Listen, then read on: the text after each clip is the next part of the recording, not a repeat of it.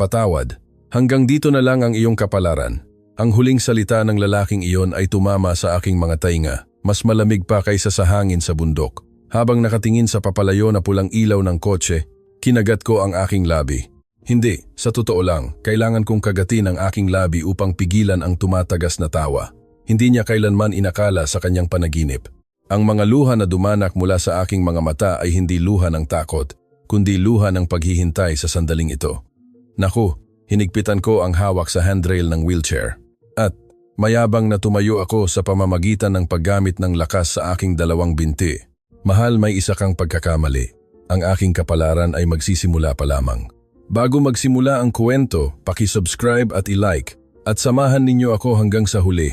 Ang lalaking ito ay hindi kailanman inakala sa kanyang panaginip. Ang mga luhang dumanak mula sa aking mga mata ay hindi luha ng takot, kundi luha ng paghihintay sa sandaling ito. Naku, hinigpitan ko ang hawak sa handrail ng wheelchair at mayabang na tumayo ako sa pamamagitan ng paggamit ng lakas sa aking dalawang binti. Mahal, may isa kang pagkakamali. Ang aking kapalaran ay magsisimula pa lamang. Bago magsimula ang kwento, paki-subscribe at i-like at samahan ninyo ako hanggang sa huli. Ang katahimikan ay talagang nanaig sa loob ng bundok. Ang itim na SUV na sinakyan niya at umalis ay hindi na makita kahit ang buntot. Dahan-dahan akong huminga. Ito ang unang pagkakataon sa loob ng 6 na buwan na tumayo ako sa aking dalawang binti sa lupa nang hindi tinitingnan ang ibang tao. Hindi ko akalain na ang magaspang na pakiramdam ng lupa na ipinapadala sa aking mga talampakan ay magiging napakakaibigan. Nagngit-ngit ang aking mga ngipin nang hindi ko namamalayan. Dahil ang nakakasuklam na ekspresyon na ipinapakita niya kanina ay lumilipad sa aking paningin. Maru, magpahinga ka muna sa magandang lugar. Susunduin kita agad. Puros kasinungalingan iyon. Ang lalaking iyon ay sumisipol ng kanta sa buong biyahe habang inaakyat ako sa malalim na bundok na ito. Kahit na pasulyap-sulyap siyang tinitingnan ako sa rearview mirror, hindi niya mapigilan ang pagtaas ng kanyang ngiti hanggang sa kanyang tainga. Marahil ay sinabi niya sa kanyang kerida na maghanda ng champagne. Dahil naniniwala siyang sa wakas ay natapos na niya ang kanyang matanda, may sakit at walang kakayahang asawa na nakaupo sa wheelchair. Pinasok ko ang upos ng sigarilyo na nahulog sa lupa gamit ang dulo ng aking lumang sapatos na panlakad. Ito ang itinapon niya nang tumalikod siya matapos akong iwan. Ang ganti sa pag-aalay ng buhay sa paglilingkod sa asawa ay isang upos ng sigarilyo at abandonment sa bundok. Matapos ang 30 taon, ito ay tila napakawalang saysay, ngunit kakaiba, walang kalungkutan ang aking naramdaman. Sa halip, isang mainit na bolang apoy ang umakyat mula sa kaibuturan ng aking dibdib. Tama, Cardo Reyes. Ito ang gusto ko, hindi ba? Ang mabuhay ng marangya kasama ang iyong minamahal na kerida matapos ipagbili ang lahat ng ating lupa at ari-arian nang wala ako. Kinuha ko ang aking smartphone na nakalagay ng malalim sa aking bulsa. Ang aking mga kamay ay nanginginig. Ngunit hindi ito dahil sa lamig. Sa screen, maliwanag na kumikislap ang salitang nakarecord sa pula. Oras NG, pagi recordo. 3 oras, 42 minuto, 15 segundo. Ang nilalaman ng tawag sa telepono na ginawa niya sa kanyang kerida sa loob ng kotse mula nang umalis kami sa bahay. Ang mga salitang parang sumpa na binitawan niya habang iniiwan ako sa bundok. At kahit ang tunog ng pag-apak niya sa accelerator habang umaalis lahat ay nasa loob nito. Mamatay ka na, Maria de la Cruz. Kapag namatay ka na, sisigla ang buhay ko.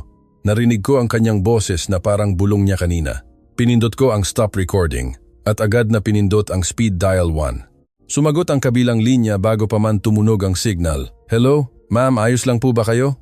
Ang boses iyon ni Attorney Joe Ramos. Attorney, ang boses ko ay lumabas ng nakakagulat na kalmado. Opo, ma'am, kami po ay nagtatrack na ng inyong lokasyon. Kasama ko po ang pulis. Umalis na po ba ang inyong asawa? Umalis na siya. Mukhang masayang masaya pa nga siya. Nagngiti ako habang nakatingin sa walang laman na daan sa bundok. Nasecure ko na ang ebidensiya ng abandonment, frustrated homicide, abandonment of a disabled person, at estafa. Sigurado bang sa mga ito, magigiba ang lalaking iyon? Opo, ma'am. Sa recording file at sitwasyon sa eksena, hindi niya matatakasan ang pag-aresto. Darating po kami bago pa man siya makarating sa bahay. Kumusta po ang pakiramdam ninyo? Napakagaan ang pakiramdam ko. Halos patayin ako ng inip sa loob ng 6 na buwan sa pagpapanggap na baldado. Nag-inat ako. Inuunat ang aking matigas na likod. Ang pagtuldok ng mga buto ay umalingaw-ngaw sa kagubatan. Sa totoo lang, 6 na buwan na ang nakalipas. Nang sabihin ng doktor, "Himala, bumabalik ang iyong mga ugat." Inisip ko agad na ipaalam kay Cardo. Naniwala akong siya ang magiging pinakamasaya sa lahat na gumagaling ang aking mga binti. Ngunit ang tawag sa telepono na narinig ko sa labas ng pintuan ng silid ospital kinagabihan ay nagpatikom sa aking bibig. Sinabi ng doktor na wala na siyang pag-asa. Hindi ko mabebenta ang lupa hanggat hindi namamatay ang babaeng iyon. Siguro itatapon ko na lang siya sa bundok at mag-file ng missing person report. Hindi niya siguro narinig ang pagbagsak ng aking puso. Sa gabing iyon, umiyak ako nang umiyak sa aking unan at sumumpa. Sa aking 2 binti, tatayo ako at paluluhurin ko siya sa ilalim ng aking mga paa. Ang nakaraang 6 na buwan ay parang impyerno. Kailangan kong manatiling walang kibo kahit gumagaling na ang aking mga binti, kumain ng pagkain na dinala niya, at pakinggan ang kanyang kerida na nagagalit dahil sa amoy. Kinurot ko ang aking hita at nagtiis. Gusto ko sanang tumayo at hilahin ang buhok niya, ngunit upang makakuha ng perpektong ebidensiya, nanatili akong patay mali siya hanggang sa nagpabaya sila at nahuli sa bitag. At ngayon sa wakas, siya mismo ang nagbukas ng pintuan ng impyerno. "Ma'am, darating kami sa loob ng 10 minuto. Maghintay lang po kayo. Huwag kang magmadali. Matatagalan pa siya bago makarating sa bahay at magbukas ng champagne." Pagkatapos kong ibaba ang telepono, sinipa ko ang wheelchair. "Wajang Chang!" Gumulong ang wheelchair pababa sa dalisdis. Ang yuping piraso ng metal ay parang hinaharap ni Cardo Reyes. Ang malamig na hangin ay humihip, ngunit hindi ako giniginaw. Sa halip, napakagaan ng aking pakiramdam. Kinuha ko ang lipstick sa aking bulsa at nagpahid. Pinigilan niya akong mag-makeup habang nasa ospital. Ang mukha ko sa salamin ay maputla, ngunit ang aking mga mata ay buhay na buhay, tulad ng noong ako ay 20 anyos nang magsimula ako ng aking restaurant nang walang puhunan. "Maghintay ka, Cardo Reyes. Darating ako para baliktarin ang handaan na inihanda ko." Mula sa malayo, nagsimulang marinig ang mahinang sirena ng pulis. Kakaiba, ang tunog na iyon ay nagpapaalala sa akin ng araw 3 taon na ang nakakaraan. Ang aking buhay ay gumuho noong gabing iyon ng aksidente. Nakakulong ako sa yuping kotse na puno ng dugo. Sa aking lumalabo na kamalayan, ang huli kong nakita ay ang mukha ng aking asawa, si Cardo Reyes, na umiiyak at tinatawag ang aking pangalan. "Maru, huwag! Huwag kang mamamatay! Mahal, magising ka!" Ang mga luha niya noon ay tila totoo. O naniwala akong totoo iyon. Kahit nang matuklasan kong paralisado ako at nawalan ng pag-asa, hinawakan niya ang aking kamay at sinabi, "Ako ang magiging mga binti mo habang buhay. Huwag kang mag-alala." Pinuri ng mga tao ang kanyang pagiging banal at nagtataka kung saan pa makakahanap ng ganoong klaseng lalaki. Naramdaman kong pabigat ako sa kanya, kaya't umiiyak ako sa ilalim ng kumot gabi-gabi. Ang tanga ko, hindi ko inakala na ang tiwala at luha na iyon ay magiging isang kakilakilabot na pagtataksil. Ito ay eksaktong 6 na buwan na ang nakalipas, isang maulan na gabi sa rehabilitation center. Nagising ako dahil sa kulog, ngunit kakaiba, nangangati ang dulo ng aking mga paa. Ito ay ang aking kanang hinlalaki sa paa, na parang isang patay na piraso ng kahoy na walang pakiramdam sa loob ng 3 taon. Sinubukan kong igalaw ito. Kumutkot, malinaw na gumalaw ito. Nagsimulang tumibok ng mabilis ang aking puso. Isang himala ang nangyari. Ang mga ugat na binitawan ng doktor ay muling nabuhay. Labis akong natuwa na gusto kong sumigaw, ngunit tinakpan ko ang aking bibig. Gusto kong gisingin ang aking asawa, na natutulog sa silya ng tagapag-alaga, at sorpresahin siya. Gusto kong ibalita sa kanya ang magandang balita na matatapos na ang kanyang paghihirap at makakalakad na ako ulit. Ngunit ang upuan ng tagapag-alaga ay walang laman. Hindi ako makagalaw sa wheelchair, kaya gumapang ako sa sahig ng silid ospital at bahagyang binuksan ang pintuan. Mula sa dulo ng pasilyo, sa may waiting area, narinig ko ang mahinang ilaw at boses ng aking asawa. "Oh, mahal, ako ito." Iba ang tono ng boses niya. Isang boses na parang pulot-pukyutan na hindi niya ipinakita sa akin. Nakadapa ako sa malamig na sahig ng ospital, pinigilan ang hininga, at nakinig. Huwag kang mag-alala tungkol sa babaeng iyon. Sabi ng doktor, hindi na siya makakabangon habang buhay. Mamamatay na lang siya diyan sa ospital. Hindi ako makapaniwala. Naisip kong nagkamali ako. Ngunit ang sumunod na sinabi niya ay parang sinasaksak ang aking puso. "Transfer of title. Ibigay mo lang ang TCT o pirma at ililipat ko na agad." Itinago ng babaeng iyon kaya mahirap hanapin. Ano, mabaho? Nababahala na rin ako. Sinasabi ko sa iyo, gusto kong sumuka sa tuwing pinapalitan ko ang diaper niya. Pero tinitiis ko dahil iniisip ko ang halaga ng lupa. Kruroong, kumulog sa labas ng bintana, ngunit ang kulog sa loob ng aking ulo ay mas malakas. Kinagat ko ang aking labi hanggang sa tumulo ang dugo at inilibing ang aking mukha sa malamig na sahig ng pasilyo. Ang buong katawan ko ay nanginginig na parang dahon.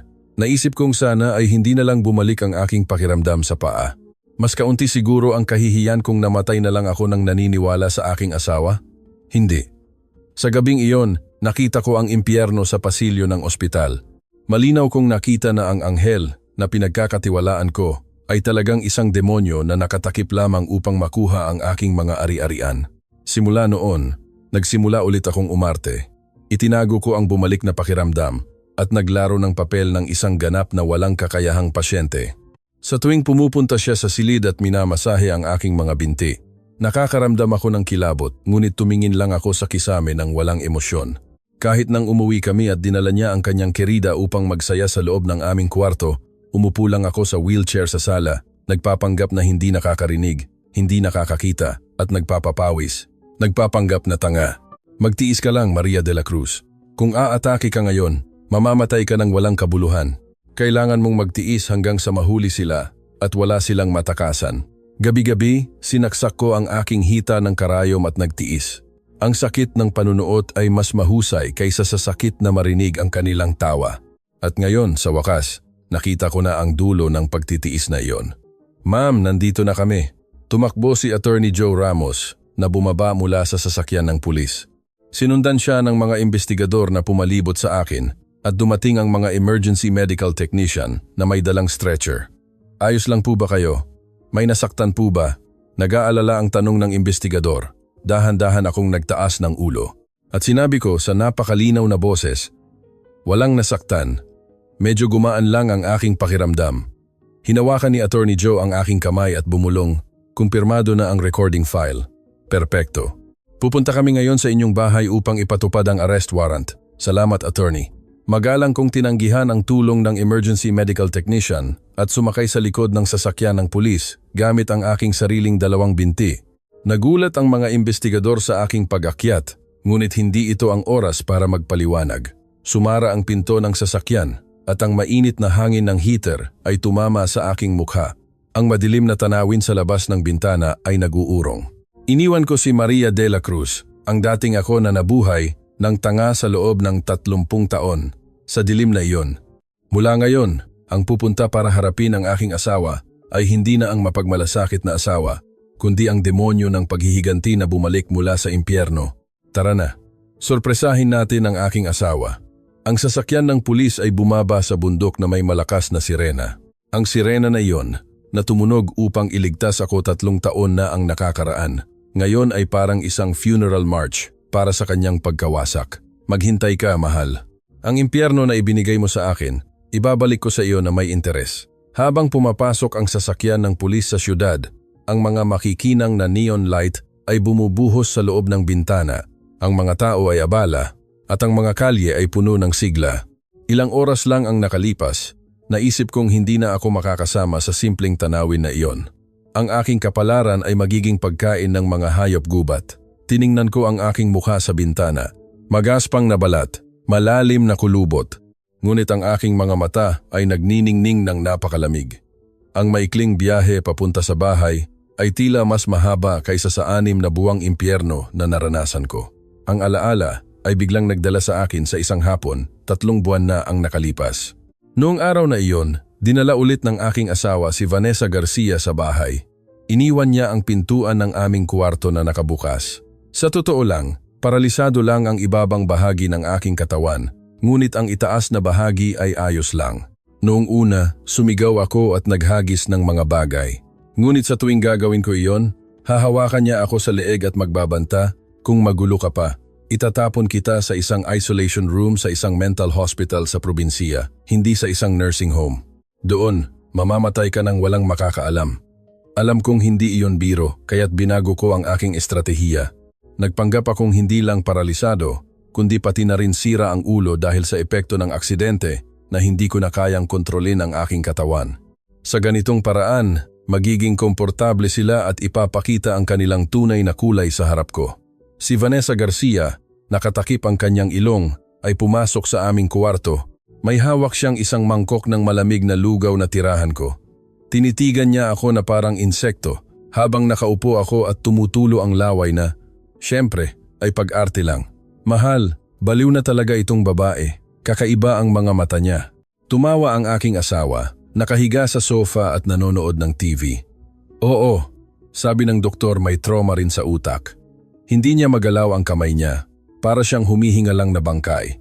Ngumiti si Vanessa Garcia ng mayabang at biglang ibinagsak ang mangkok ng lugaw sa aking kamay. Hindi iyon aksidente. Ito ay isang malinaw na hamon upang subukan kung tanga ba talaga ako. Ay, mainit. Nagpanggap siyang sumigaw, ngunit ako ang nasunog. Kahit malamig na lugaw iyon, ang impact ay parang kumukulong bakal na tumama sa aking kamay. Ang sabaw ng lugaw ay tumagos sa aking manggas ng damit. Gusto ko sanang tumayo at sampalin siya, dahil ayos lang ang aking mga braso. Ngunit kinagat ko ang laman sa loob ng aking labi hanggang sa dumugo ito. Hinayaan ang aking mga braso na nakalambitin at hindi gumalaw. Tinitigan ko ang kawalan ng walang emosyon. Kapag nagpakita ako ng reaksyon, tapos na ang lahat. Kapag nalaman nila na may lakas ang aking braso, ikukulong nila ako sa mental hospital at aagawin ang aking ari-arian. Aba mahal, tingnan mo itong babae. Natapunan ng mainit, pero hindi man lang gumalaw. Sirang-sira na talaga ang utak. Pinindot ni Vanessa ang aking pisngi, parang nagtataka. Lumapit ang aking asawa, pinunasan ang lugaw sa aking kamay gamit ang tissue at sinabi ko na sa iyo, para siyang gulay. Ngayon, mag-usap na tayo. Hindi na iintindihan ng babaeng ito kahit anong sabihin natin. Kung ganon, pirmahan na ba natin ang transfer of title ngayon? Ang isang salita na iyon na binitawan nila ng kampante ay nagpatigas sa akin. Nanginginig ang aking kamay sa ilalim ng kumot at nagdiwang ako. Sa wakas, kinuha nila ang pain. Nagsimula silang magplano ng krimen sa harap ko dahil akala nila tanga ako. Ang tanging paraan na natagalan ko ang kahihiyan ay dahil sa aking sariling oras gabi-gabi. 2:00 ng umaga, kapag natutulog na ang lahat at regular na ang hilik ng aking asawa, titigil ako sa pag-arte at tahimik na magdidilat. Ang aking mga mata ay nabuhay at kumapang ako mula sa kama, parang uod at bumaba sa sahig. Tumayo ka, Maria de la Cruz. Kaya mong tumayo. Tumatagaktak ang pawis. Tumagal ng 30 minuto bago ako makatayo gamit ang dingding. Sa tuwing manghihina ang aking mga binti o matutumba ang aking tuhod, naaalala ko ang mukha ni Vanessa Garcia na nagtapon ng lugaw. Isang hakbang at isa pa. Sa dilim, lumakad ako sa sala nang walang katiyakan, parang bagong panganak na hayop. Hindi lang ako nagpa-practice ng paglalakad. Nagpa-practice din akong hanapin ang mga nakatagong dokumento ng aking asawa, kunan ng litrato at ibalik sa tamang lugar. Gumagalaw ako na parang isang espiya gabi-gabi. Minsan, habang naglalakad sa sala, aksidenteng natamaan ko ang upuan. Maikli lang ang tunog, ngunit sa tahimik na gabi, ito ay parang kulog. Narinig ang pagbukas ng pinto ng kwarto. Anong ingay iyon? Ang boses ng aking asawa. Naantok pa. Agad akong dumapa sa sahig at nagpanggap na natutulog. Tumutulo ang laway. Ang aking puso ay parang lalabas. Ano? Siguro nahulog ang babaeng ito? Sa halip na mag-abala, sinipa niya ako ng bahagya at pagkatapos ay binuhat niya ako pabalik sa kama at itinapon ako at bumalik siya sa kwarto. Itinapon ako na parang isang bag, ngunit tumawa ako sa loob. Sige, magpabaya ka. Habang minamaliit mo ako, lalong tumatalas ang aking talim. Sa loob ng 6 na buwan, nabuhay ako bilang isang gulay sa araw at isang demonyo ng paghihiganti sa gabi. At ngayon, sa wakas, pupunta ako upang tapusin ang pagtitiis na iyon. Ma'am, nandito na tayo. Nagising ako sa boses ni Attorney Joe Ramos. Ang sasakyan ng pulis ay nasa loob na ng aming village. Nakikita ba ninyo ang bahay na may ilaw? Unit 1205. Itinuro ng investigador. Ang aming bahay, ang aming kwarto, ay maliwanag na may ilaw. Nakita ko ang 2 anino na gumagalaw sa bintana. Handa na po ba kayo? Tanong ng investigador habang binubuksan ang pinto. Huminga ako ng malalim at lumabas sa sasakyan ng may dignidad. Opo, matagal ko na po itong inihanda. Tog-tog-tog. Ang aking 2 binti ay malakas na humakbang sa semento. Ang numero sa elevator ay bumaba patungo sa first floor. Ang mukha ko sa salamin ay kakaiba, ngunit kaibigan. Wala na ang Maria de la Cruz na nakaupo at natapunan ng lugaw. Ang naroroon lamang ay si Maria de la Cruz, ang hukom, na nakatuwid ang likod. Umakyat na po tayo. Ang aking mga daliri ay humawak ng mahigpit sa pagpindot ng 12th floor. Maghintay kayo, Cardo Reyes at Vanessa Garcia. Ang tunay na may-ari ay bumalik na. Ang masiglang tunog ng digital door lock ay sumira sa katahimikan ng pasilyo. Ang tunog na iyon ay magiging parang kampana ng kamatayan para sa dalawang tao sa loob. Pinigilan ko ang aking hininga, dahan-dahang pinihit ang doorknob. Click. Pagbukas ng pinto, isang pamilyar ngunit nakakasuklam na amoy ang tumama sa akin. Amoy ng matamis na champagne at mamantikang takeout na pagkain. Sa pintuan, isang hindi pamilyar na pulang high heels ang umagaw sa lugar ng aking tsinelas. Ito ang parehong sapatos na suot ni Vanessa Garcia nang ibagsak niya ang mainit na lugaw sa aking kamay 3 buwan na ang nakalipas. Mula sa sala, narinig ang malakas na tawa. Mahal, cheers, hi, ang gaan sa loob. Ang laki ng bahay kapag nawala na ang mabahong kalat na iyon. Di ba? Oo. Sana noon pa natin siya tinapon. Hi, ang hirap ng buhay ko. Ngayon, medyo gumagaan na. Teka, paano kung mamatay sa lamig ang babaeng iyon sa bundok? Mas maganda nga kung mamatay siya. Pagkatapos ng 5 taon na missing person, i-declare siyang patay at makuha mo na lahat ng insurance money. Napakagaling. Aba, ang talino talaga ni Vanessa ko. Oo nga, mamatay ka na. Please, mamatay ka na, Maria de la Cruz. Ting, tumunog ang pagbangga ng baso. Ang panonood sa kanila na nagtatawanan at nagse-celebrate sa aking pagkamatay ay nagpakalma sa akin. Naiintindihan ko na kung anong ibig sabihin ng kumulo ang dugo, ngunit ngumiti ako ng may mapait na ngiti. Pinigilan ko si attorney, Joe at ang mga investigador na pumasok. Hindi pa, ako mismo ang sisira sa kanilang party. Tiningnan ko ang aking lumang sapatos na panlakad. At naalaala ko ang gabi 3 buwan na ang nakalipas nang galit na galit siyang naghahanap ng TCT. Ang gabing iyon ay maliwanag ang buwan. Sigurado siyang tulog na ako, kaya't galit na galit siyang naghahanap sa aming cabinet. Saan niya itinago? Dapat nandito iyon. Itinatapon niya ang aming damit sa sahig. Tinakpan ko ang aking ulo ng kumot at sinisilipan siya.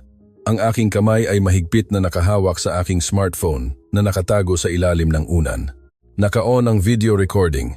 Hindi niya makita ang TCT sa cabinet kaya lumapit siya sa kama. Bumagsak ang aking puso. Baka hanapin niya ako. Nagpanggap akong natutulog at humihilik ng malalim. Naramdaman ko ang kanyang magaspang na hininga sa aking mukha. Isinuksok niya ang kanyang kamay sa ilalim ng aking unan. Naku! Malapit nang madiskubre ang smartphone.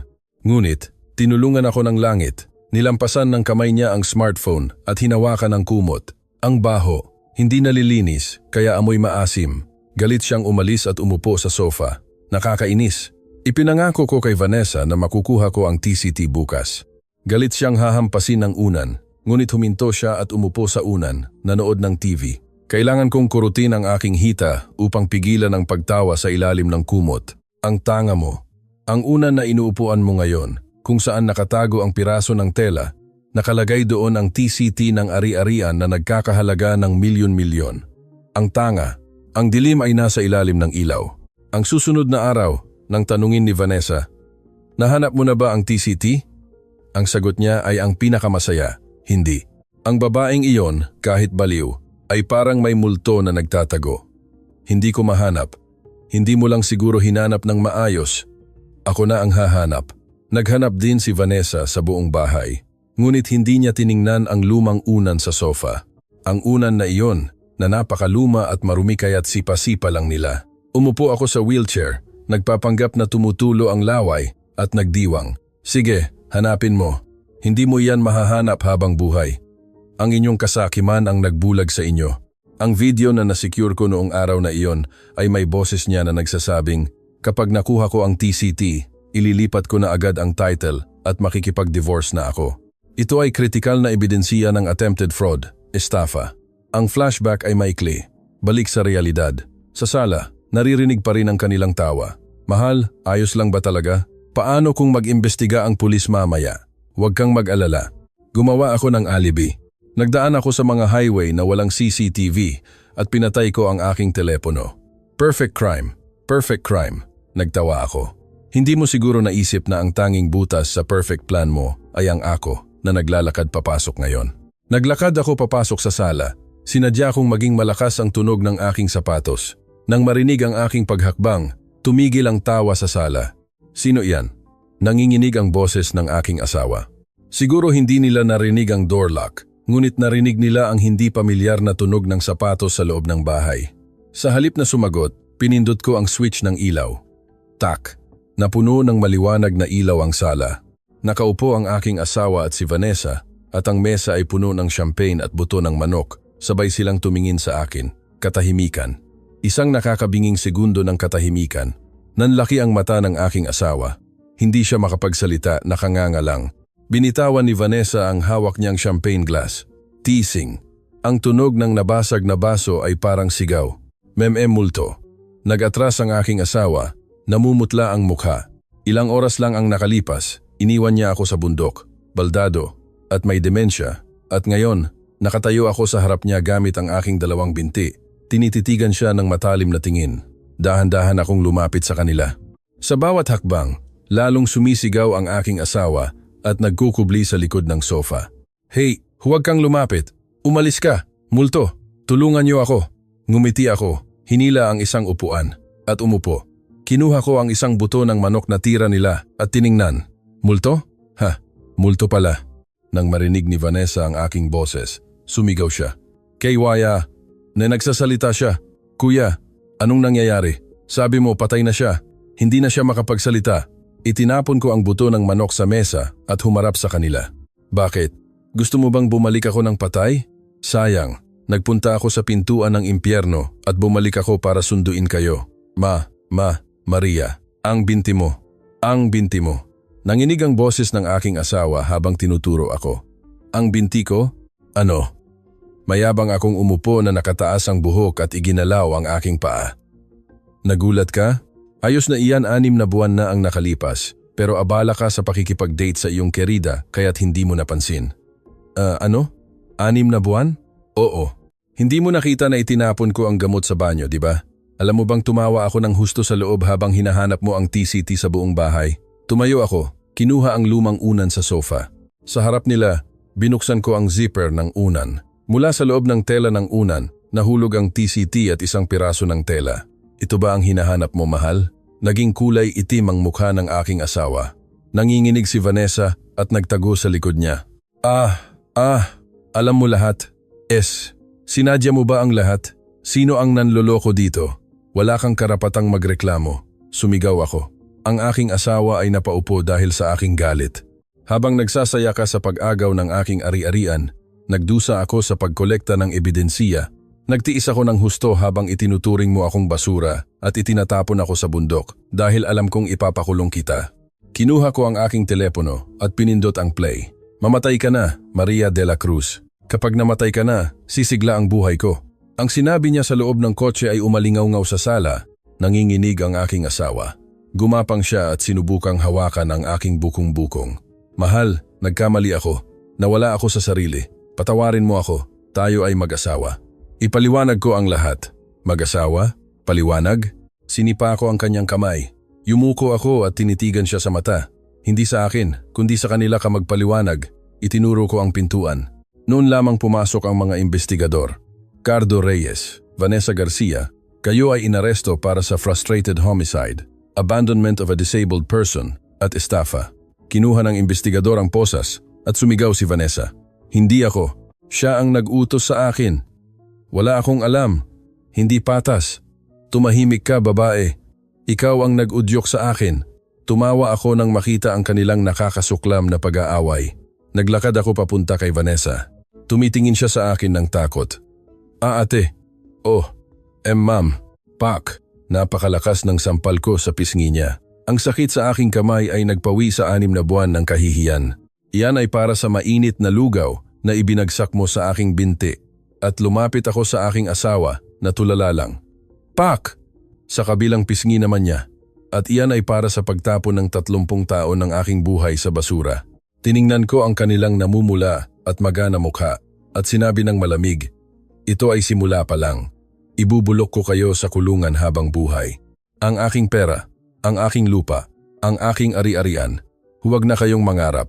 Ang tanging ibibigay ko sa inyo ay kulungan. Ang likod ng aking asawa na nakaposa sa likod ng sasakyan ng pulis ay lumalayo. Sa loob ng patrol car, nakatingin pa rin siya sa akin. Ngunit ang kanyang mga mata ay puno ng takot, hindi galit. Ibinukod ko ang aking tingin sa labas ng bintana. Ang mga ilaw ng syudad ay dumadaan sa bintana. Alas, 3 ng umaga na. Nagtanong si attorney. Joe Ramos ng mahinahon, "Ma'am, pagod po kayo.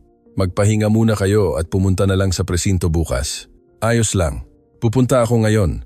Naghintay ako ng 6 na buwan. Hindi na ako makapaghintay ng ilang oras. Sa totoo lang, ang sandaling ito ay napakalinaw. Hindi ako pagod. Pakiramdam ko ay naglalaro ang bawat selula sa aking katawan. Bigla akong naalaala ang eksaktong 2 linggo na ang nakalipas. Ang araw na inihayag niya ang D-Day. Noong araw na iyon, nakaupo ako sa wheelchair sa sala, nagpapanggap na nakatingin sa kawalan. Nag-uusap ang aking asawa at si Vanessa Garcia sa balkonahe. Binaba niya ang boses, ngunit narinig ko ang bawat bulong. Oo, kinumpirma ko na sa susunod na Sabado. Ang ganda ng panahon, umuulan pa. Perfect. Bumagsak ang aking puso. Sa wakas, may konkreto ng petsa. Itatapon na lang natin siya sa malalim na bundok. Magdaan lang tayo sa mga highway na walang CCTV. Patayin mo ang telepono. Huwag kang mag-alala, perfect yan. Nagtawa siya at pumasok sa sala, umupo sa harap ko. Mahal, sa susunod na Sabado, mag-drive tayo sa isang lugar na may magandang hangin, ha? Long drive. Napakabait ng ngiti niya kaya't nakakakilabot. Mukhang matagal na niyang pinraktis ang maskara na iyon. Lunok ako at tumango. Parang isang taong walang naiintindihan. Oo, ang bait ng asawa ko. Pero nakakabato talaga. Hindi ka man lang makapagsalita. Ang kanyang kamay na humahaplos sa aking buhok ay nakakagimbal. Hindi ito pagmamahal, kundi ang paghawak sa isang bagay na itatapon na. Nang umalis ang aking asawa at tumahimik ang bahay, tumayo ako mula sa wheelchair at kinuha ang aking telepono. Hinanap ko ang pangalang abogado sa aking contacts at tumawag.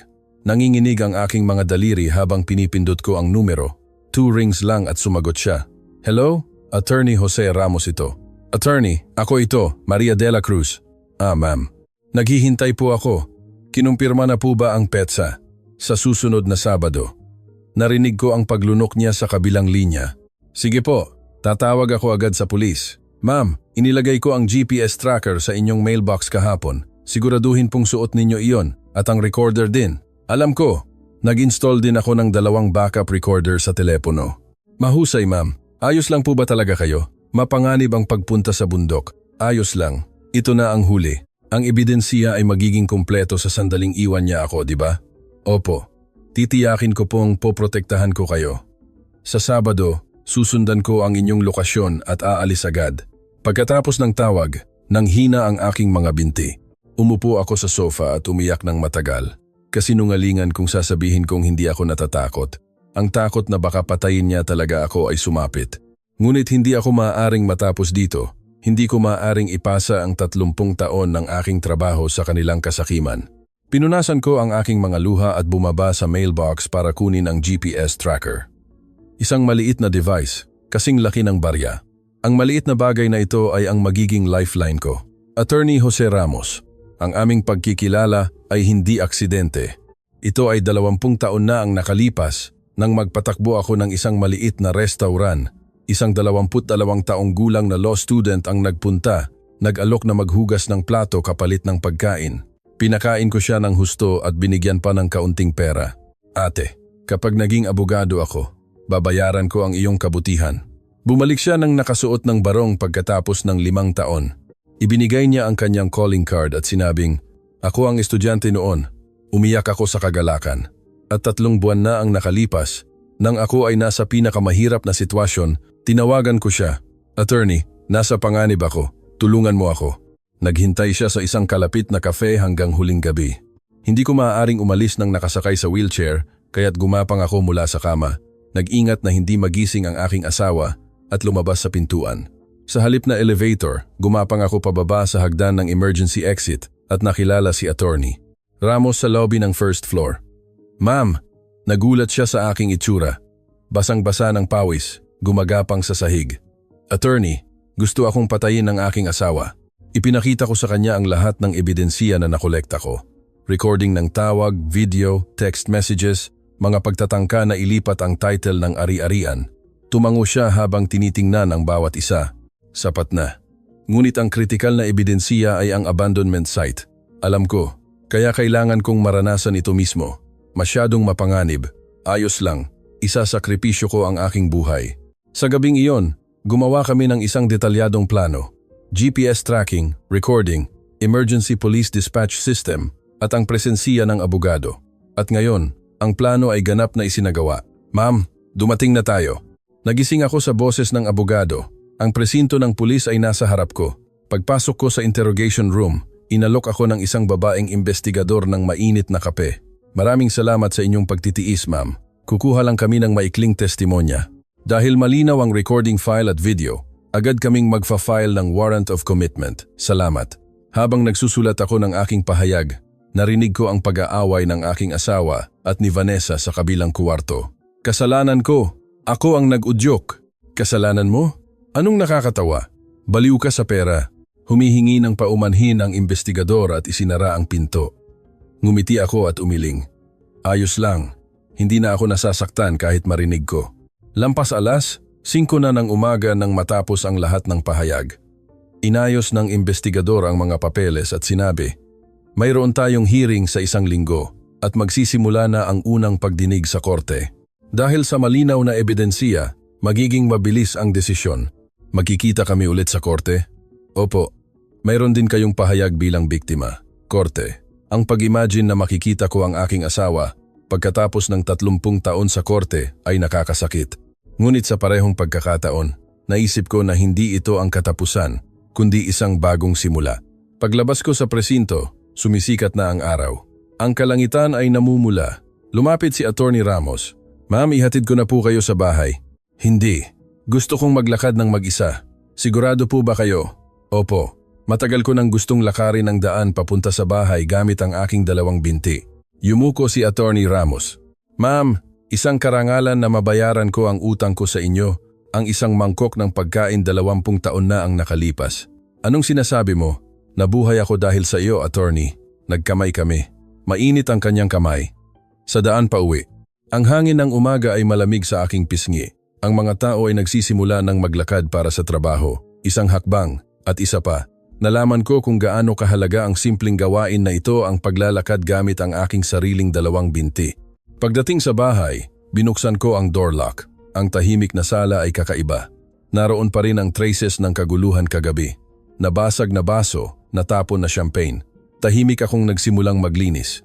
Tinanggal ko ang basura, pinunasan ang sahig, at binuksan ang bintana. Ang masamang hangin ay lumabas, at ang sariwang hangin ng umaga ay pumasok.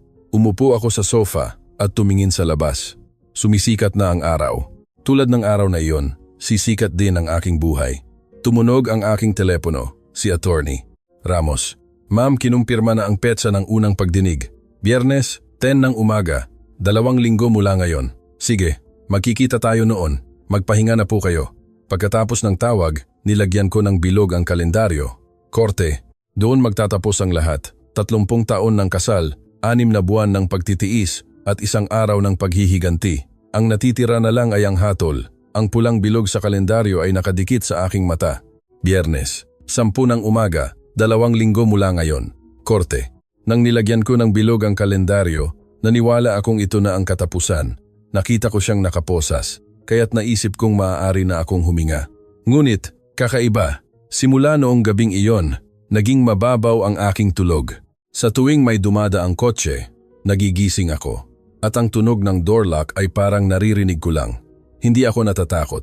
Pakiramdam ko ay mayroon pa ring hindi natapos. Kinaumagahan, habang pinupunasan ko ang mga traces ng champagne sa sahig, tumunog ang telepono. Hindi kilalang numero. Hello? Ang boses sa kabilang linya ay matigas. Ang tipikal na boses ng empleyado ng bangko. Paki-confirm ang inyong pagkakakilanlan. Kayo po ba si Maria de la Cruz? Paki-confirm po ang unang digit ng inyong ID number. Nag-alala ako. Dahan-dahan akong sumagot. Huminga ng sandali ang empleyado at nagsimulang magsalita ng maingat. Tumatawag po kami para kumpirmahin ang collateral na nakarehistro sa ilalim ng pangalan ni Maria de la Cruz. Mayroon po kaming extension ng maturity date ngayon. Agad na nahulog ang basahan sa aking kamay. Extension ng maturity date? Wala po akong alam diyan. Mas bumaba ang boses ng empleyado. Ang inyong asawa po ang nagproseso nito ng ilang beses sa pamamagitan ng proxy na pirma. May spouse consent form na kalakip. Hindi ako makahinga, spouse consent form. Dokumento. Huminga ako ng malalim. Oo, Cardo Reyes, ginawa mo iyon. Ikaw ang uri ng tao na nagtatapo ng tao sa bundok. Ano pa ba ang mahirap sa pagbebenta ng aking buhay sa isang piraso ng papel? Pagkatapos kong ibaba ang telepono, tinawagan ko agad si Attorney Ramos. Nanginginig ang aking boses. Attorney. Tumawag ang bangko. May collateral na nakarehistro sa pangalan ko. Hindi siya nag-aksaya ng oras. Ma'am, pumunta po kayo dito agad. Isinulat niyo po ba ang pangalan ng bangko, branch at pangalan ng empleyado? Opo, pupunta na ako ngayon. Habang papunta ako sa opisina ni Attorney Ramos, naramdaman kong malamig ang hangin. Kahapon, nagpapasalamat pa ako sa sikat ng araw, ngunit ngayon, ang sikat ng araw ay tila matalim. Pagdating ko sa opisina, kinuha ni Attorney Ramos ang isang folder at binuksan ito. Ang listahan ng aking mga ari-arian na hindi ko sinabi kahit sa aking pamilya ay nakalista sa papel, lupa, gusali, kita sa renta. Ang perang kinita ko nang nagtrabaho ako ng husto sa umaga.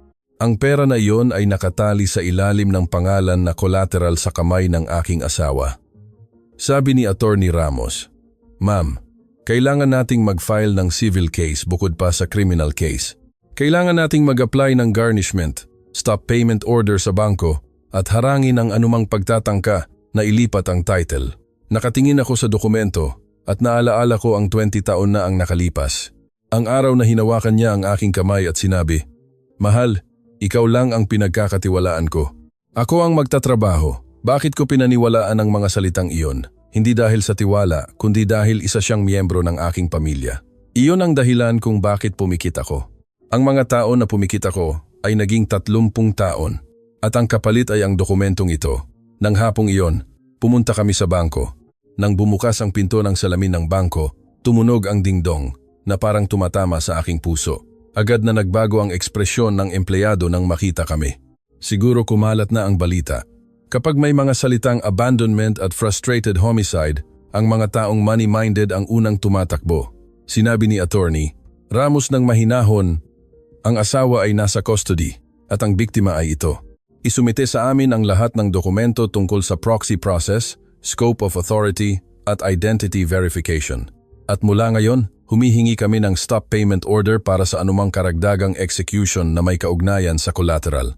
Tumango ang empleyado at pumasok sa loob. Ang maikling paghihintay ay napakatagal para sa akin. Umupo ako at pinagsama ang aking mga kamay. Basang-basa ang aking palad. Pagkatapos ng ilang sandali, bumalik ang empleyado at sinabi ng mahina, Ma'am, may pirma ninyo sa ilang dokumento. Ngumiti ako ng may kapaitan. Siyempre, mayroon. Habang nagpapanggap akong sira ang ulo, kinuha ni Cardo Reyes ang aking daliri at ipinirma. Ang oras na iyon na nag-aarte ako bilang tanga ay ginamit niya sa fraud. Sa sandaling iyon, ang galit ay umabot sa aking lalamunan. Ngunit mas matindi ang takot. Baka manalo ako, ngunit baka wala na akong matira. Sinundot ni Attorney Ramos ang aking kamay. Ma'am, huwag kayong magpadaig. Gawin natin ang mga bagay na maaari nating gawin ngayon. Ang salitang iyon ay nagpabigat sa aking isip. Kung umiyak ako at gumuho ngayon, mangyayari ang gusto ni Cardo Reyes. Pagbalik namin sa opisina, nagprint agad si Attorney Ramos ang ilang dokumento. Garnishment application, injunction against disposal of property, bank stop payment request, at isang timeline ang mag-recording ang tawag ng aking asawa at kirida na may magasalitang, Transfer the title. Let's burn the document. Amoy sa papel, naramdaman kong huminga ako. Malamig ang papel, ngunit ang mga letra ay parang mga espada na nagpoprotekta sa akin. Ngunit ng gabing iyon, tumunog ulit ang telepono. Hindi kilalang numero ulit. Nag-aatubili akong sagutin, ngunit gumalaw ang aking kamay. Hello? Pamilyar na boses. Maria, Cardo Reyes. Hindi mahalaga kung paano siya nakatawag o kung kaninong telepono. Sa sandaling narinig ko ang boses niya, nanlamig ako. Nagpatuloy si Cardo Reyes. Ako ay nawala sa sarili. Patawad. Ang salitang patawad ay napakagaan. Ang isang tao na nagtatapon ng tao sa bundok ay nag-iisip na matatapos na ito sa isang sorry. Nakakahiya na siya ang aking asawa. Sinabi ko ng tahimik, "Anong kailangan mo?" Huminga siya ng sandali at biglang naging magiliw ang kanyang boses. "Mag-ayos na tayo. Mahirap din sa iyo ang tingin ng mga tao. Aayusin ko rin ang pera." Ayusin? Aayusin niya ang aking pera? Aayusin niya ang aking buhay? Sa wakas, nalaman ko, hindi siya nakakaramdam ng pagsisisi, kundi natatakot na mawala ang kanyang pinagkukunan ng pera. Dahan-dahan akong sumagot. Ang pag-aayos ay sa korte, sa harap ng hukom. Wala akong sasabihin. Agad na nagbago ang boses ni Cardo Reyes. "Huwag! Mawawala ang lahat sa iyo. Ang laki ng utang ko. Malulugi ka rin." Aha! Sa wakas, lumabas ang banta. Ang kanyang tunay na kulay. Sinabi ko ng malamig, "Kaya't mas lalo tayong magdaraan sa legal na proseso. Ang utang mo ay sa iyo. Hindi na ako kasali." Pagkatapos ng tawag, nanginginig ang aking kamay. Ngunit kakaiba, naging matibay ang aking puso. Nang gabing iyon, nag-text sa akin si Attorney Ramos. "Ma'am, na-file na ang garnishment. Simula bukas, ang ilang account ng inyong asawa ay magiging frozen." Umupo ako sa kama at tumingin sa labas.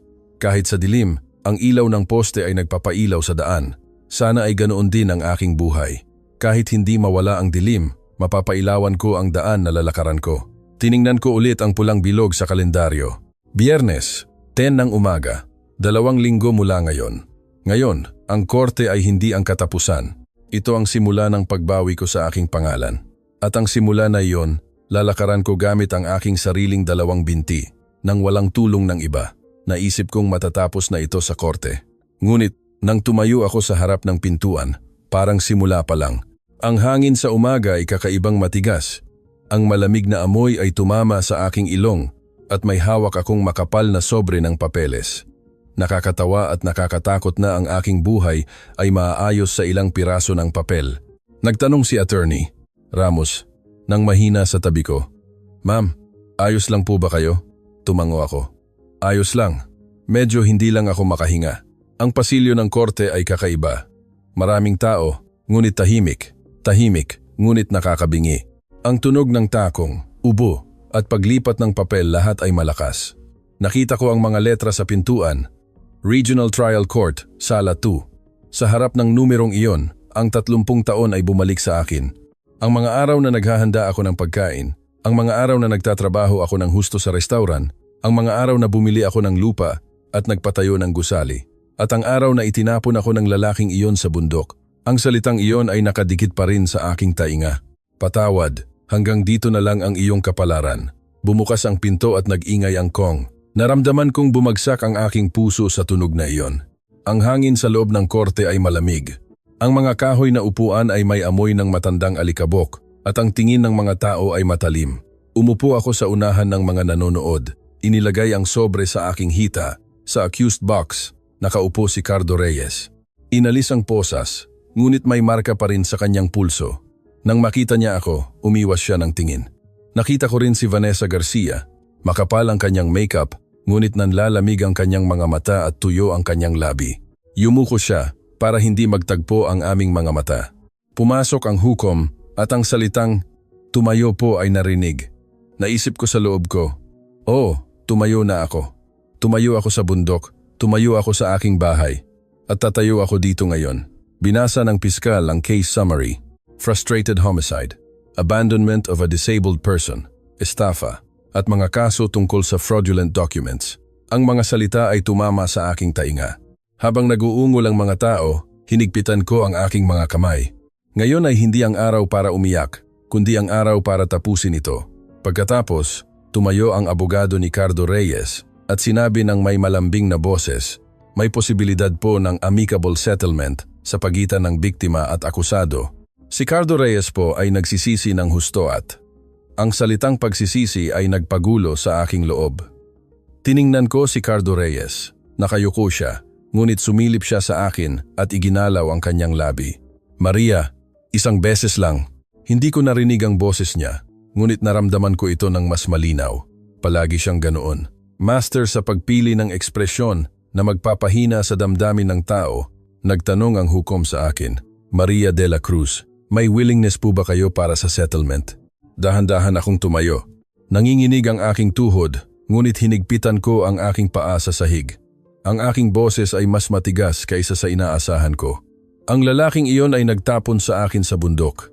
Iniwan niya ako na may salitang, "You deserve to die." Kung matatapos iyan sa isang settlement, ano pa ang silbi ng batas? Tumahimik ang korte. Tumango ang hukom. I-play ang recording file na isinumite ng piskal. Mula sa speaker, lumabas ang boses. "Mamatay ka na, Maria de la Cruz. Kapag namatay ka na, sisigla ang buhay ko." Ang salitang iyon na hindi ko makalimutan, na mas malamig pa sa hangin sa bundok, ay umalingaw-ngaw sa harap ng lahat. Agad na namutla ang mukha ni Cardo Reyes. Si Vanessa Garcia ay galit na gumulo ang tissue sa kanyang kamay. Nagpatuloy ang piskal. Ang mga akusado ay nagtangka na ilipat ang title ng ari-arian gamit ang fraudulent documents sa pangalan ng biktima. Habang nagpaplano ring alisin ang biktima, binuksan ko ang sobre sa aking hita. Sa loob ay ang copy ng mga dokumento na nagpapabigat sa aking puso sa loob ng ilang araw. Ang trace ng collateral na nakarehistro sa aking pangalan, ang proxy process, at ang pirma at tatak sa ilalim. Sinabi ko sa hukom, hindi lang ako itinapon ng lalaking iyon. Habang nagpapanggap akong sira ang ulo, gumamit siya ng collateral sa pangalan ko. Kapag nawala ako, ang utang ay nasa pangalan ko, at ang ari-arian ay mapupunta sa kanya. Kaya't itinapon niya ako sa bundok. Nang matapos ko ang aking sinabi, huminto ang aking hininga. Pakiramdam ko ay pinunit ko ang aking buhay may asawa. Ngunit kung hindi ko ito pinunit, ako ang mapupunit. Noon, biglang tumayo si Vanessa Garcia at sumigaw, "Ian!" Iyan ay inutusan niya. Sinunod ko lang ang utos niya. Sinabi niya na tapos na ito sa pirma lang. Ang korte ay nanlamig. Tapos na sa pirma lang. Hindi niya alam kung gaano kadilim ang ipinapakita ng salitang iyon. Inamin niya mismo na ginamit niya ang aking pangalan upang tapusin ang aking buhay. Nagtaas ng ulo si Cardo Reyes at tiningnan si Vanessa. Ang kanyang mga mata ay parang kutsilyo. "Huwag kang magsalita." Hinampas ng hukom ang kanyang mesa. "Akusado, contempt of court." "Tumahimik ka." Tumahimik si Cardo Reyes, ngunit ang kanyang mga mata ay nakatingin pa rin sa akin. Noong dati, baka gumuho ako sa tingin na iyon, ngunit ngayon, iba ako. Tiningnan ko ang kanyang mga mata at naisip ko, sige, tingnan mo. Iyan ang aking tunay na mukha. Hindi na ako natatakot sa mukha na iyan. Nag-ayos ang piskal ng karagdagang ebidensiya at isinumite ito. GPS record ng lugar ng abandonment, record ng pagpunta ng pulis, at ang katotohanan ng garnishment na isinampa bilang civil case. Tiningnan ng hukom ang mga dokumento ng matagal at nagdesisyon. Kinikilala ang panganib ng flight at destruction of evidence. Ang custody ay ipagpapatuloy. Nang marinig ko ang mga salitang iyon, naramdaman kong may isang mabigat na bato ang nalaglag mula sa aking balikat. Hindi pa ito ganap na tapos, ngunit hindi na makakapagsalita ang lalaking iyon ng mahal sa harap ko. Yumuko si Cardo Reyes at umiyak si Vanessa Garcia. Hindi ako umiyak. Kung umiyak ako, ang dating Maria de la Cruz ay muling mabubuhay sa loob ko. Natapos ang pagdinig at lumabas ako sa korte. Medyo hindi na malamig ang hangin sa pasilyo. Paglabas ko sa pinto ng korte, hindi ko pa rin naramdaman ang lupa sa aking paa. Pakiramdam ko ay gumaan ang aking loob ngunit bakante at galit ako. Ang mga tao ay abala, ngunit pakiramdam ko ay naiwan ako sa isang season. "Ma'am, malamig ang hangin. Isuot ninyo ang scarf." Bahagyang itinulak ni attorney. Ramos ang aking scarf sa akin. Tumango ako at isinuot ang scarf. "Attorney, kakaiba ang pakiramdam ko." "Ano po iyon, ma'am?" "Nanalo ako, pero bakit parang wala sa loob ko?" Tiningnan niya ako ng matagal at sinabi ng tahimik, "Ma'am, hindi kayo nanalo ngayon. Pinutol ninyo ang 30 taon na tali. Normal lang na walang laman ang kamay kapag pinutol ang tali." Ang salitang iyon ay tumama sa aking puso. Tali. Ang tali na ako mismo ang nagtali at naghigpit. Nang gabing iyon, ang una kong ginawa pag-uwi ay buksan ang bintana. Ang malamig na hangin ng taglamig ay pumasok sa sala. Huminga ako, ngunit kakaiba, hindi ko naramdaman na bahay ko iyon. Umupo ako sa sofa at tumingin sa dingding. Ang lugar kung saan nakasabit ang aming wedding picture, kung saan nakangiti si Cardo Reyes habang tinatawag akong mahal. Ngayon, puti na lang ang dingding. Matagal akong umupo at tinitigan ang dingding na iyon. Noon ko lang nalaman na kapag sinubukan mong pigilan ang luha, mas lalo itong tumutulo. Simula kinaumagahan, mabilis na lumipas ang oras. Inayos ko ang mga dokumento, pumunta sa bangko, pinalitan ang TCT, pinalitan ang mga password. Inalis ko ang lahat ng trace ni Cardo Reyes sa bahay. Pakiramdam ko ay hindi lang ako nag-aalis ng lalaking iyon, kundi nag-aalis ng takot sa aking buhay. Makalipas ang ilang araw, tumawag si Attorney Ramos. Ma'am, may magandang balita. Ang bahagi na nakatali bilang collateral ay malinaw na lumampas sa scope of authority, kaya't halos naharangan na ang karagdagang execution. Talaga po? Opo, ang garnishment ay napanatili. Ang inyong ari-arian ay nasa inyong kamay sa ngayon. Nang marinig ko ang mga salitang iyon, gusto kong tumawa, ngunit luha ang unang bumagsak. Hindi dahil sa bumalik ang pera, kundi dahil bumalik ang aking pangalan. Iyon ang nakakasakit. Nang gabing iyon tumunog ulit ang telepono. Hindi kilalang numero ulit. Hindi ko sana sasagutin, ngunit gumalaw ang aking kamay. Hello? Maria, Cardo Reyes. Ang boses niya ay hindi na matalim. Ang boses ng isang tao na sinusubukang mabuhay. Talagang itutuloy mo hanggang sa huli. Hindi hanggang sa huli. Simula na ito pabalik sa tamang lugar. Ako ay tao. Kung tao ka, itatapon mo ba ang tao sa bundok? Nawala ako sa sarili noon. Hindi ikaw ang nawala. Ang kasakiman mo. May maikling katahimikan. At sinabi niya ng napakahina, hindi mo ba ako bibisitahin kahit isang beses? Ayoko. Kahit isang beses lang. Ako ngayon, Cardo Reyes. Sa unang pagkakataon, tinawag ko siya sa pangalan, hindi asawa. Sa sandaling lumabas ang salitang iyon sa aking bibig, gumaan ang aking loob. Naaalala mo ba ang sinabi mo sa akin? Hanggang dito na lang ang iyong kapalaran. Ibabalik ko sa iyo ang salitang iyan. Ang kapalaran mo na humawak sa aking buhay ay hanggang doon lang. Pagkatapos ng tawag, nanginginig ang aking kamay. Ngunit hindi ako gumuho. Nanginig man, huminga ako ng malalim at uminom ng tubig. Iyon ang patunay na buhay pa ako. Makalipas ang ilang araw, may isang sulat na dumating sa mailbox. Ang nagpadala ay Correctional Facility, Cardo Reyes. Alam ko kung ano ang nakasulat sa loob nang hindi ko binubuksan ang sobre. Patawad. Bigyan mo ako ng isa pang pagkakataon. Ang mga salita na maibibigay niya sa akin ay laging limitado. Kinuha ko ang sobre at tumayo ng matagal. Pagkatapos ay inilagay ko ito sa lababo sa kusina at sinindihan ko ang gas stove. Nagpakulo ako ng tubig. Sa maikling oras na iyon, naisip ko, sinisira ko ba talaga ang paghihiganti? O kailangan kong sunugin ang natitirang pag-asa sa loob ko para matapos ito? Umakyat ang singaw ng kumulo ang tubig. Tiningnan ko ang singaw at sinabi ng tahimik, 30 taon. Ay napakatagal, at pinunit ko ang sulat. Hindi ito napunit sa isang beses, kaya't pinunit ko ito ng 2 beses, 3 beses.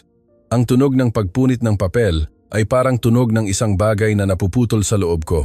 Nang gabing iyon, kinuha ko ang isang matandang album. Lumabas ang aking mga litrato noong bata pa ako. Ang mukha ko na nakangiti sa harap ng restaurant, nakasuot ng apron. Ang mukha na iyon ay buhay na buhay ang mga mata. Kinuha ko ang isang litrato at inilagay sa picture frame. Hindi ang litrato na kasama si Cardo Reyes, kundi ang litrato na ako lang ang nakangiti. Sa susunod na linggo, nagrenta ako ng isang maliit na kainan. Hindi ito malaki. Wala akong malaking ambisyon. Gusto ko lang na gawin ang isang bagay gamit ang aking sariling kamay ulit. Habang nagkakabit ako ng bagong karatula, sinabi ko sa sarili ko, Maria de la Cruz's Kainan. Naging emosyonal ako nang makita ko ang aking pangalan sa karatula. Sa loob ng 30 taon, hindi ako tinawag na Maria de la Cruz, kundi asawa lang ng isang tao. Ngayon, iba na. Tinitingnan ng mga tao ang aking karatula at binabasa ang aking pangalan. Nang pumasok ang unang customer, nag-alok ako ng isang mangkok ng mainit na lugaw at sinabi, "Mainit po, dahan-dahan lang po." Ang salitang iyon ay parang sinabi ko sa sarili ko, "Huwag magmadali. Masusunog ka kapag nilunok mo ang mainit." Nang gabing iyon, isinara ko ang kainan at umuwi. Pagbukas ko ng pinto, tahimik ang bahay. Dati, nakakatakot ang katahimikan, ngunit ngayon, iba ang tunog. Ang katahimikan na ito ay pinrotektahan ko. Binuksan ko ang ilaw sa sala at tumayo sa bintana. Sa labas, nakatayo ang isang puno ng taglamig. Nalaglag na ang lahat ng dahon, ngunit matuwid pa rin ang mga sanga. Tiningnan ko ito at naisip, mabubuhay din ako tulad ng punong iyon. Kahit mawala ang lahat, makakatayo pa rin ako. At sa huli, tinanong ko ang aking puso, kung kayo ang nasa sitwasyon ko, ano ang gagawin ninyo? Kung nakita ninyo ang inyong asawa na nagse-celebrate sa inyong pagkamatay, maaatim nyo pa bang maging pamilya pa rin? Sa halip na sagot, hinigpitan ko ulit ang aking 2 binti. Ang aking buhay ngayon ay hindi na ang buhay na nakasakay sa likod ng sasakyan ng iba. Ang direksyon na lalakaran ko ay ang aking kapalaran. Hanggang dito na lang ang kuwento ngayon. Maraming salamat sa inyong pagsama sa akin hanggang sa huli. Pindutin ang subscribe at like para mapanood ninyo ang mga nakakaantig na kuwento ng buhay ng libre bago pa man ang iba.